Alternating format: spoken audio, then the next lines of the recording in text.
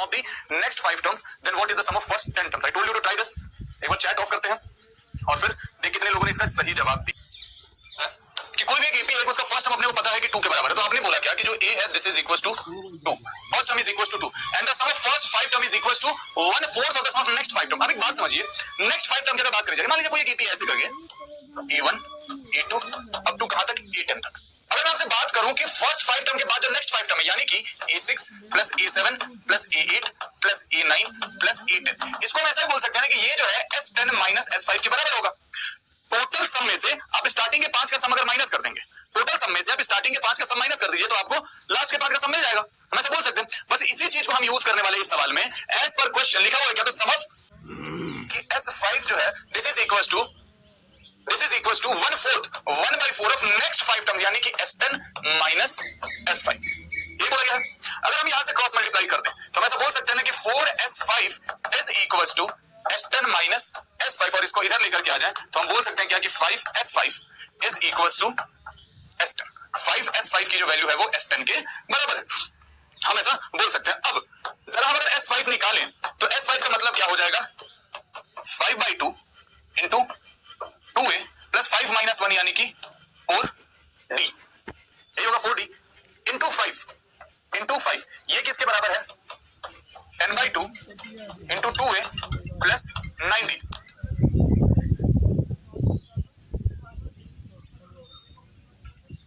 s5 is equal to this. अगर यहां से हम इसको 5 बार में काट दें तो ये 5 इस 5 को काट देगा, मतलब हम यहां पे लिख सकते हैं कि 5/2। अच्छा, a की वैल्यू हमारे पास कितनी थी, 2 के बराबर थी, तो 2 दूनी 4 plus 4d this is equal to 4 plus का 9d। अब अगर क्रॉस मल्टीप्लाई कर दें हम तो ये क्या हो जाएगा 20 प्लस का 20d is equal to 8 plus का 18d।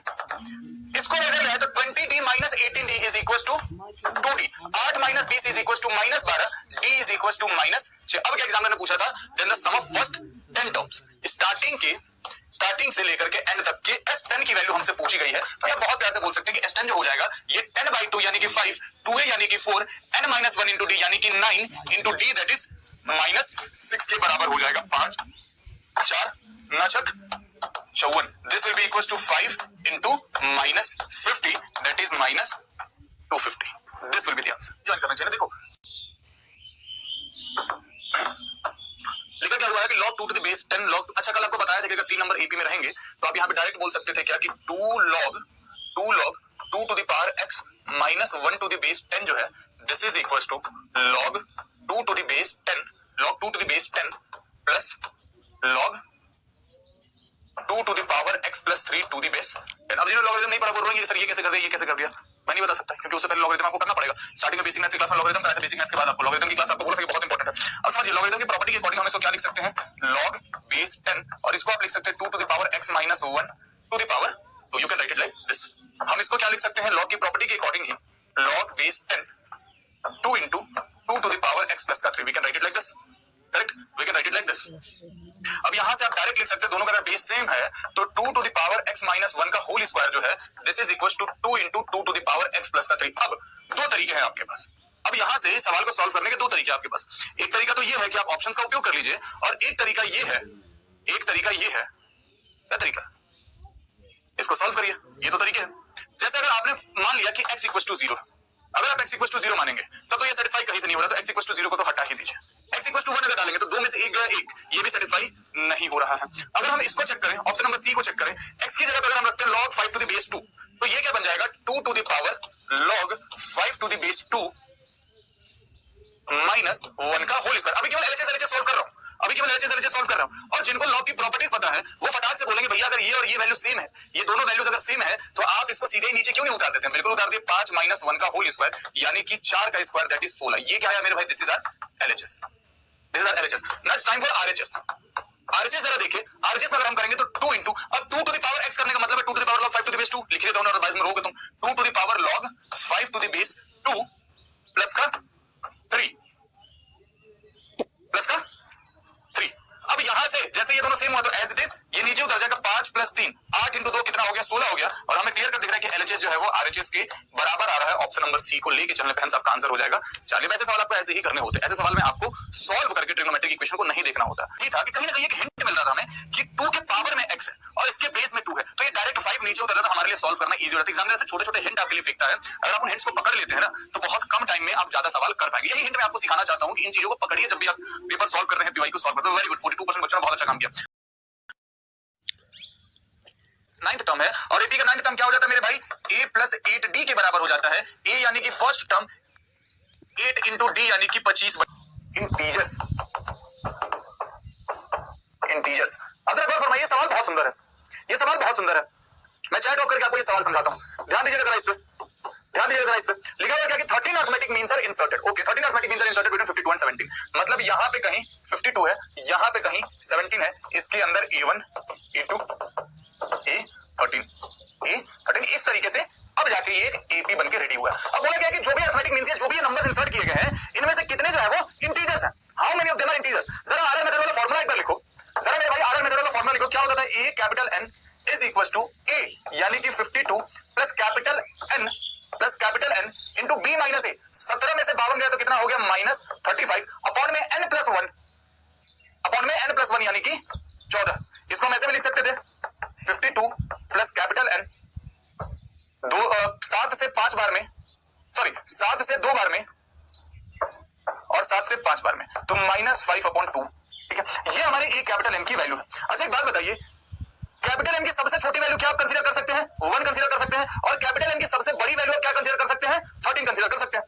कैपिटल एम की जो सबसे छोटी वैल्यू आप कंसीडर कर सकते हैं वो 1 कंसीडर कर सकते हैं, और कैपिटल एम की जो सबसे बड़ी वैल्यू आप कंसीडर कर सकते हैं वो आप 13 कंसीडर कर सकते हैं, क्योंकि टोटल 13 अरिथमेटिक मीन अंदर इंसर्ट किए गए। अब काम की बात सुनेंगे। काम की बात यह है मेरे भाई कि अगर इस पूरे को इंटीजर होना है, अगर इस पूरे को इंटीजर होना है तो मतलब इस पार्ट को इंटीजर होना पड़ेगा, है ना। अगर पूरे को इंटीजर होना है दैट मींस इस पार्ट को ही तो इंटीजर होना पड़ेगा। 52 तो इंटीजर है, और अगर इस पार्ट को इंटीजर होना है, ध्यान से देखिए, अगर हम बोले कि n इंटू माइनस 5/2 को अगर इंटीजर होना है, for this to be integer, for this to be integer, n must be divisible by 2। ये जो कैपिटल है 2 से कंप्लीटली डिविजिबल होना चाहिए, है ना, तभी तो इंटीजर होगा। अगर n की वैल्यू को 1 कर देंगे तो माइनस 5/2 ही रह जाएगा, n की वैल्यू अगर 3 रख देंगे तो फिर इंटीजर बनेगा, माइनस 15/2 हो रहा है, इंटीजर बन नहीं पा रहा है। दैट मींस कि आपके n की पॉसिबल वैल्यूज क्या क्या हो सकती हैं, n या तो आपका 2 हो सकता है, 4 हो सकता है, 6 हो सकता है, 8 हो सकता है, 10 हो सकता है, 12 हो सकता है, 14 तो लिखेंगे नहीं आप, क्यों, क्योंकि कैपिटल n की मैक्सिमम वैल्यू कितनी हो सकती थी, 13 के बराबर ही हो सकती थी। तो टोटल कितने नंबर्स बन गया, 1 2 3 4 5 6, hence answer is option number D delta. This is literally beautiful question. अच्छा जिनको समझ नहीं आएगा रिपीट देखेंगे, बहुत स्लो बताया है। तो इसका मतलब a minus b into a plus d जो है ये कितना है, 231 के बराबर है। a minus d into a plus d कितना हो गया, a square minus d square, इसको हम बोल सकते हैं a and this is equal to 231। अच्छा a की वैल्यू हमारी कितनी है, सब a की वैल्यू तो हमें पता है, a की वैल्यू अपनी 7 के बराबर है। तो हमने बोला कि 7 का स्क्वायर यानी कि 49 minus d square into 7 is equal to 231। 7 से 3 बार में और फिर 7 से 3 बार में लिख सकते हैं हम ऐसा। यहां से अपन क्या बोल सकते हैं कि डी स्क्वायर की जो वैल्यू आ रही है वो आ रही है 16 के बराबर, डी स्क्वायर की जो वैल्यू आ रही है वो 16 के बराबर आ रही है, और डी जो आ रहा है मेरे भाई वो प्लस माइनस 4 के बराबर आ रहा है। प्लस 4 भी आप कंसीडर कर सकते हैं, माइनस 4 भी कंसीडर कर सकते हैं, है ना। Square of 15 natural number minus sum of square of 9 natural number, ये है ये सवाल। बात समझ में आई, बुद्धि खुली थोड़ी सी, एग्जाम्पल तुम्हें लेवल वाला दिया है मैंने, जो इंडिया के पेपर में आया हुआ है। आपको अगर इनका सम निकालना है तो आप 1 से 15 तक के स्क्वायर का सम निकाल दीजिए, और फिर उसमें से 1 से लेकर के 9 तक के सम को माइनस कर दीजिए। ये है तरीका सॉल्व करने का, ठीक है। अगर आपने 1 से 15 तक का सम 16 15 दूनी 30 और 19, बुद्धि खुली, 3 से 5 बार में 4 एकम 4 1240, 15 गुना 19 करेंगे तो 15 और 13 28, 1240 में से ठीक है भैया 13 से 2 गया, ठीक है। हम सिंपल एग्जांपल भी करा सकते हैं, 1 के स्क्वायर 2 के square 10 minus 1 into d that is एंडिट की सवाल पूछती है। इसमें थोड़ी ही गलती में पूरा क्वेश्चन गलत हो गया था मेरा। इसमें 4n मैंने आंसर कर दिया था, आंसर होगा 4n माइनस 1। 4 में से 3 जाएंगे तो 1 ही बचेगा, मैंने गलत कर दिया। कभी गलती नहीं करना है, बहुत ही गौर से करना है। एंडी की सवाल पूछती है 3 प्लस 4n